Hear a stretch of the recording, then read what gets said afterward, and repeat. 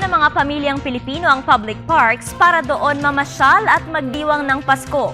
Pinuntahan ng ating kasamang si Dina Pagibitan ang Quezon Memorial Circle at ito ang kanyang report.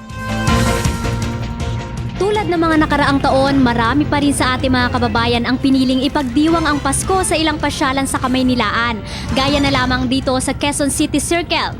Ayon sa ilan nating kababayan, hindi naman nasusukat ang saya ng dulot ng Kapaskuhan sa garbo o simple ng selebrasyon. Ang mahalaga naman daw ay yung sama-sama ang buong pamilya. Bagamat medyo mainit, mas pinili pa rin ng ilan na magpunta dito sa Circle dahil nakasanayan ng dito gunitain ang Pasko. Gayun din, higit na tipid dito kaysa sa mga mall dahil maaaring magbitbit ka na lamang ng sariling pagkain sa pasyalan. Gaya na lamang ng ilang magkakapamilyang ito.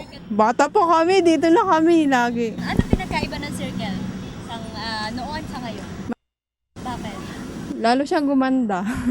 Masarap kasi maraming makikita Para ba sa mga bata. Samantala, hindi naman naging balakid ang relihiyon ng magkakamag-anak na ito upang mag-celebrate din ng Pasko sa pasyalan. Wala kasi kaming Christmas. So, naiingit kasi kami sa iba, kaya napagpasya namin mamasyal na lang din. Masaya naman. Siyempre kasama yung pamilya. Yan naman yung essence kumbaga ng Christmas eh.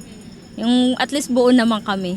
Hindi naman pinalagpas ng ilang tindero ang pagkakataong magtinda sa labas ng Circle kahit hindi na maipagdiwang ang buong araw ng Kapaskuhan sa pamilya.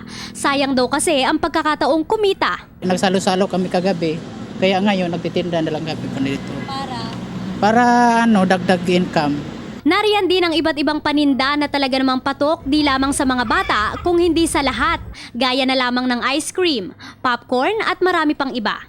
Para naman sa seguridad ng mga kababayan nating patuloy na dumarating sa Quezon City Circle, bukod sa mahigit 20 security personnel sa loob nito, nasa labas naman ng pasyala ng ilang traffic enforcer para mag-assist sa pagtawid ng mga kababayan natin.